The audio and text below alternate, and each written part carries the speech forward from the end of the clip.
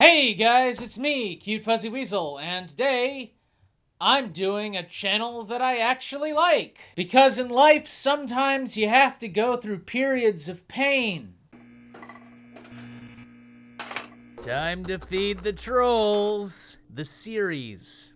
Tyler, eat the pizza. Yes, today we're gonna be feeding extra credits for the video that everybody else is doing of them. The thing is, though, I'm coming at this from a pretty far left perspective, so maybe I can say something the others haven't. Or not. Honestly, I'm kind of dreading making this video. Not for any ideological reasons, just more so for the fact that I have a ton of videos that I need to do. Yes, once again, I'm busy and everybody fucking knows that. Stress is something I deal with quite well, as you can see. There you are, playing the PvP in your World War II shooter. You know, back in the day, we used to just call that deathmatch. PvP is a term borrowed by MMOs and other big creative crafting survival multiplayer online shit. I don't think there's any World War II MMOs, and if there was, then this video would actually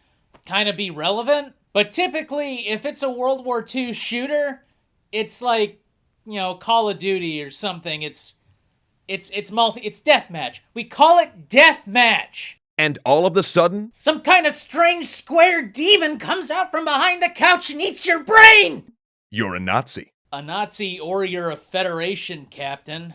You didn't ask for this. Although if you bought the World War II shooter, you probably bought it with, you know, kind of a grain of knowledge that you may occasionally have to, you know, play multiplayer on the German side. You didn't choose this. Algorithms ruin everything. Yet there it is. Oh well. And it's treated no differently than playing a British soldier. It's multiplayer. If it was World War II debate simulator, it might be treated differently. But it's multiplayer. This is bad on so many levels. So many bad levels. No one should ever have a random chance of fighting for the Nazis. It's a World War II shooter. If you're playing multiplayer in a World War II shooter, I mean, what? And we should never express that there's no meaningful difference between Nazis and Allied soldiers. We don't. It's deathmatch. They're just skins. It's just a historical looking overlay on top of deathmatch. That's all it is. Or that they're functionally interchangeable. I mean, just taking the morality of the situation out of it, in reality, they really weren't. Depending on what part of the war you're starting in, you can either be, like, really, really well equipped, or, like, have virtually nothing and throwing potatoes at the enemy. But in terms of, like, deathmatch, you know, you gotta... It's deathmatch. I think you're reading too much into this. And before anyone equivocates and says not all German soldiers in World War II were Nazis, What fucking idiot said that? if they were wearing the swastika and are functioning as an arm of the Nazi government, Then yes, they were Nazis. I don't see the argument here. I mean, if you really want to split hairs, you could say the regular army was a little bit different than the SS, but yeah, if you're playing a World War II shooter and your guy's a German, yeah, you're playing a Nazi, but it's a World War II shooter. Someone's got to play the Nazi. You've picked a very specific genre to have a problem with, and this isn't translating well across the board here. then unless the game goes out of its way to tell you specifically that your particular character is not a Nazi, If the character you're playing, well, okay, I guess you could be like playing a Czech conscript or like a POW that was like forced to go into the armed services, but I think that might actually be worse. I mean, if I'm playing an Allied soldier, I don't want to shoot a fucking conscript that doesn't have a choice. I mean, just coming at it from the Allied perspective, if I'm playing a World War II shooter, I want to be, you know, fighting the Nazis. I don't want to fight some poor bastard who just got captured on the Eastern Front and got pressed into service on the Western Front. if you want to approach the whole situation that way, then there really shouldn't even be World War II shooters. Of course, if you want to approach it that way, then there shouldn't be shooters, period. I mean, every war is a lot more complex than bad guy, good guy. Seriously. So unless you're fighting some non-human entities, I mean, I guess a first-person team-based shooter taking place in, like, the Terminator franchise might work. Because, you know, you're a bunch of humans and then... But I don't know. I mean, if you have a problem playing the Nazis, then you might have a problem playing an unthinking, unfeeling killing machine. But, well, I mean, I guess if you're playing that, then there's no ideology to transfer. Then they're a Nazi. In that multiplayer shooter, when it switched you to the German side, did it go out of its way to tell you that the person you're playing was pressed into service under threat of their life? No, that would take time and would be very inconvenient. Although, I suppose if you want to roleplay it a little bit, you could make the argument that the game forcing you onto the German side... I mean, you just said the game doesn't specifically come right out and tell you that you're a conscript or a POW that's just being forced under penalty of death to, like, fight for the, you know, Germans, but I don't know. If the game is forcing you to do that, that's almost like an implied backstory. Yeah, that's a big old nope. Oh, and on a similar note, let's please stop forcing people to play as terrorists as well. What? I'm gonna be really, like, I'm trying to be charitable here. But if you don't, like, if you're playing Counter-Strike and you don't want to be on the terrorist team, like you only want to play counter-terrorist, one, that's not really how the game works. Like, you gotta balance out the sides. Otherwise, it's not fair. Because you got a bunch of counter-terrorists and you got one fucking guy with an M16. I mean, I guess the game could grant him fucking special powers and he could have 600 health and be like, again, some kind of fucking robot. But number two, if you don't want to play a terrorist, you probably don't want to play Counter-Strike. Because that's the whole game. Or at least 50% of it. There you are, playing your modern shooter, and all of a sudden you're a terrorist. Of course, there are other modern shooters. I don't suppose the Locust Horde have any kind of, I don't know, political leanings that you don't necessarily want to have encouraged. You didn't ask for this, you didn't choose this, and yet second verse, same as the first. There it is. Oh well. I mean, that's literally the name of your side in the game. The name is purely an aesthetic. I mean, look, multiplayer on CSGO or CSS or old school Counter-Strike, if you were a terrorist, did not start off with a 30-minute video explaining the glory of, I don't know, choose your far right-wing movement in South America or Europe or wherever. It doesn't make you fill out a questionnaire making sure that you positively agree with the side before it makes you play it, because that's not really the point. It's literally just red versus blue, but with different skins. It's just a theme. We can do better than this. Even if you put aside all of the people who have had traumatic experiences with these groups, who have lost loved ones to terrorists, or who have had generations of their families wiped out by Nazis. Wow.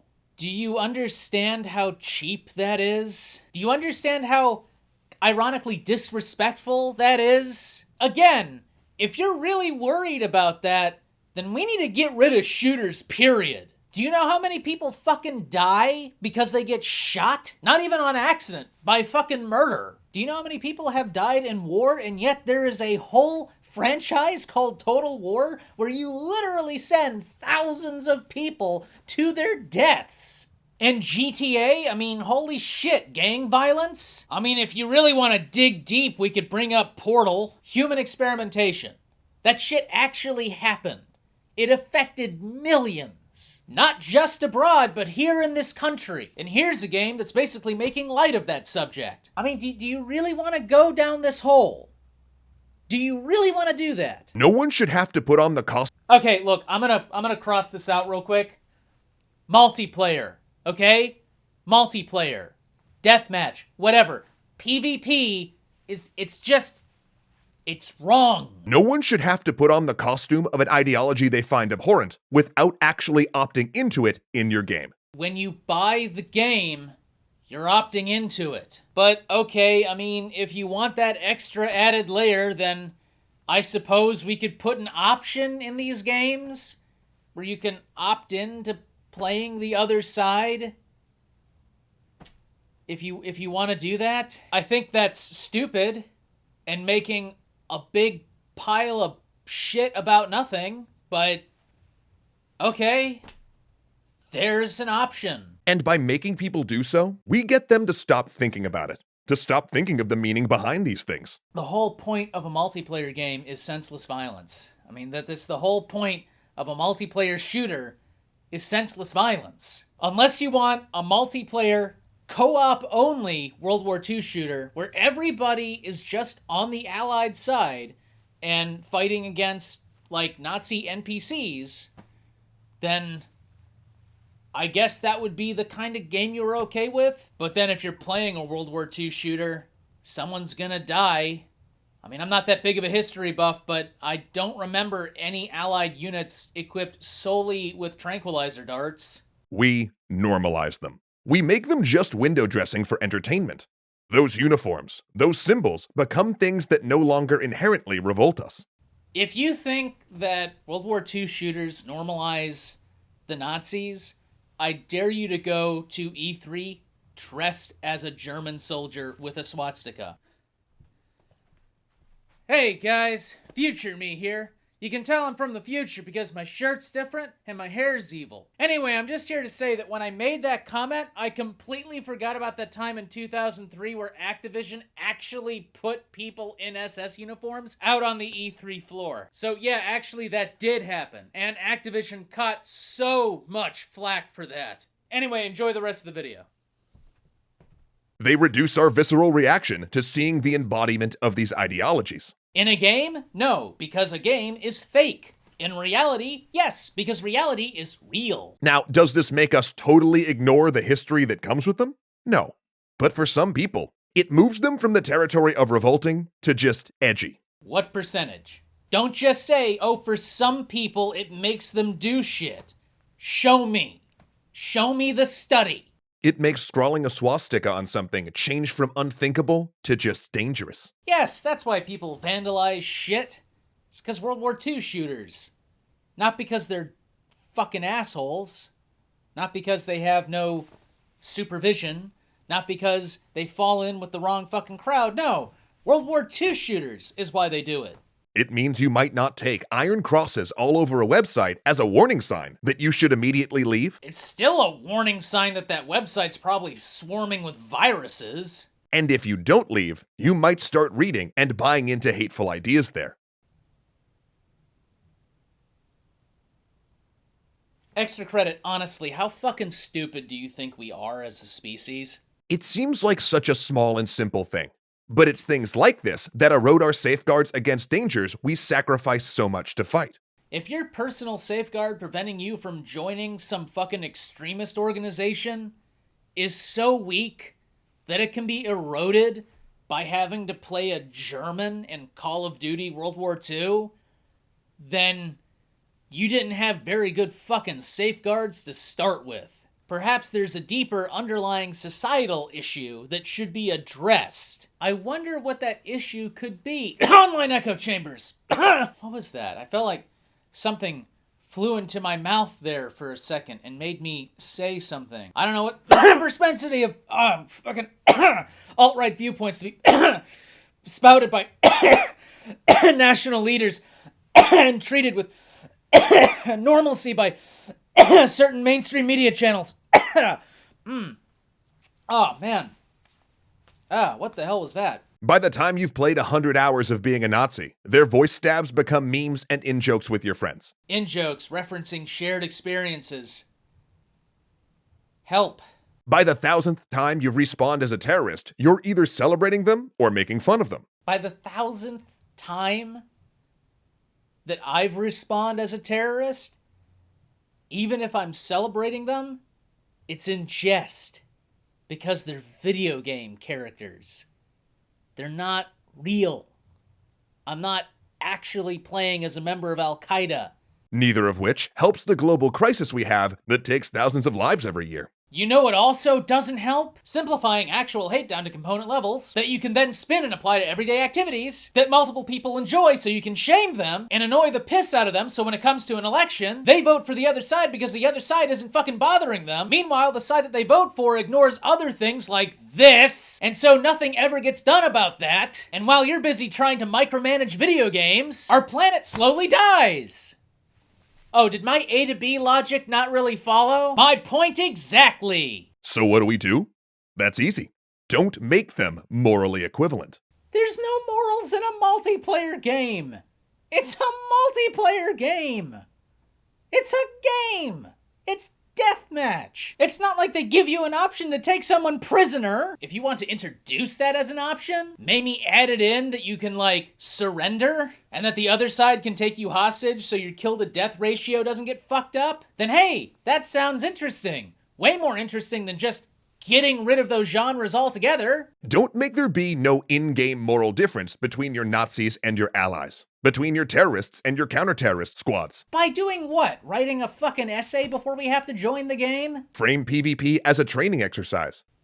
But if it's a training exercise, then you're still playing a terrorist. Someone's gotta play the fucking other team. Even if in-game story they're just training, in the in-game story, inside the in-game story, there's still a terrorist. Or simply take one of your non-odious sides and recolor them so that it's red versus blue. Oh shit, look at that. There's a game already like that. I guess you could go play that game. There's your option. Look, go get it. Rather than Axis versus allies. Then again, you're suggesting that we just never make any more World War II shooters. That's not an answer to the problem. That's just pretending that it doesn't exist. A good example of a game that does this is Rainbow Six Siege. All of your bomb diffusion and hostage rescue multiplayer with no normalizing terrorists. Oh shit, then maybe you can go play that game. There's a game that you like. Go play it. In fact, by having all of the characters as counter-terrorists training for a possible threat, it highlights how real and present of a threat that is. Cool. Go play it. And if you decide that you need to have both sides be playable, don't make them interchangeable. Don't have players randomly spawn in as one or the other. Allow players to choose which side they're on. Now, of course, this has all sorts of in-game problems. Our ice caps are literally fucking melting, and you're choosing to put your fucking efforts Such as into creating this. shorter wait times for fascists. But you know what? Those wait times could be artificially extended. Wait, I thought games already did that. If it meant players had an active choice in what teams they would represent, if you're saying we need people playing Nazis in our games.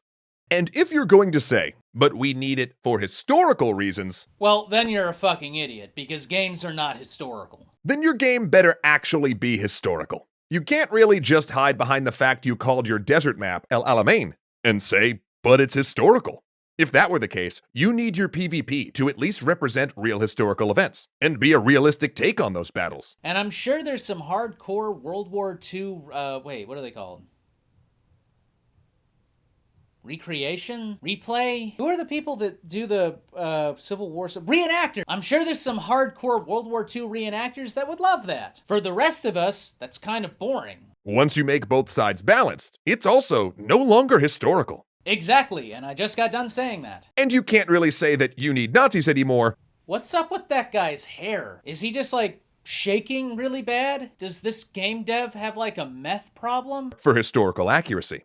Oh, and once you let players get cool weapons that weren't actually at that particular battleground, it's also no longer historically accurate. And you can't declare that your game will suffer if you don't put players in the jackboots of the Third Reich.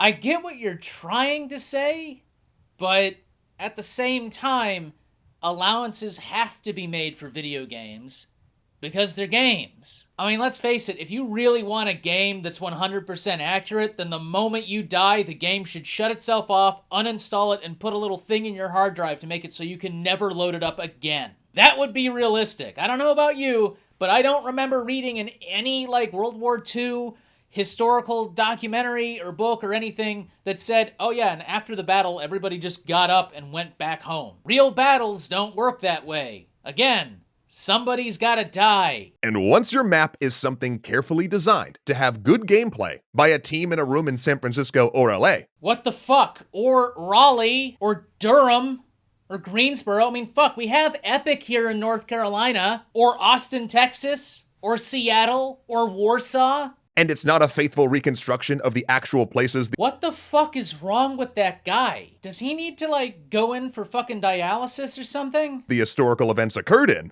You can no longer say we need to have players take up arms in service of terror or hate. And look, we're not saying we can't have games about World War II or about terrorism. You kind of are. And if you really want to follow this to its logical conclusion, then you kinda should. We're not even saying we shouldn't make games where you play as a Nazi or a terrorist. We're just saying make that option so incredibly time-consuming and difficult that you only ever play the same 6 people on that side whenever you play the game. Now granted, it might get fun after a while to kill the same 6 people over and over and over again, but it might get predictable. But what we are saying is that the fact that you're playing as a Nazi or a terrorist in a game has to mean something. Oh my god, it's escapist fiction. Get over yourselves. And it can't just be a skin. Why are you using a banana peel? Are you subconsciously illustrating your slippery slope fallacy? It can't be something that a game randomly drops you into. Okay, fine. Make it something you have to go into your multiplayer settings to enable. Done. There. We can go home now? And really, if we are saying anything in this episode, it's this. Games can do better. Yes, games can do better by getting rid of pay-to-win loot boxes. Because let me tell you, pay-to-win shit, like microtransactions in full-priced games, this looter-shooter craze that's infected everything, that's doing more damage. Nobody in the rally that happened here 4 days ago from the filming of this episode were chanting that horrible shit because they played Call of Duty. And even if that shit played some contributing factor, I guarantee you, it's such a minute, tiny little aspect of the larger problem that you're basically going after a dripping faucet in the basement of the Titanic. And in this particular case, it's not even that hard to do better. Just fundamentally change what is and isn't allowed in the multiplayer shooting scene. It's not that hard. And it's no more costly to do better. Oh, yeah, sure, this shit doesn't cost anything. Although, if I'm being honest, the idea of DICE, Activision, Bethesda, anybody paying, just a little bit more money in their game development to implement some of these changes, given the amount of money this shit is dragging in, I'm not shedding any tears, is what I'm saying. All it requires is telepathic super beings. Is that we in the game industry be cognizant of the world around us. Oh, they're cognizant, all right, just not cognizant of the good stuff. And what these symbols we're drawing on mean. That we think as we're building. Oh yeah, they're definitely thinking, all right. Not just about the game we're working on, but about the world as a whole. Yes, how much money can we extract from children? If we can do that. Oh, Jesus! Please tell me they're taking that guy to rehab. Yeah, we can take a big step forward for the industry. We can stop helping to normalize Nazis. But you're not. You're literally not. You're not. You're not doing it. You're literally not doing it. Anyways, Cute Fuzzy Weasel, I hope you liked that episode. I hope my fucking pain was entertaining. Hopefully this episode will be out within the next week or two so I can maybe get one of these out during July. Anyway, if you like this video, don't forget to like and subscribe and hit all the fucking buttons or whatever. It doesn't even fucking matter anymore, to be honest. The fact that I said Nazi and fucking terrorism already means this video is demonetized. But hey, if you want to support this channel through the whatever the fuck is happening to YouTube, then you can be one of my patrons, who I seriously need to do better by. Remember, if you're a patron, I really need to do some of the shit that I promised I'd do. Also, you got to see this video 2 days early, like these people. Don't forget to check out the other videos I've done, and as always, have a good day.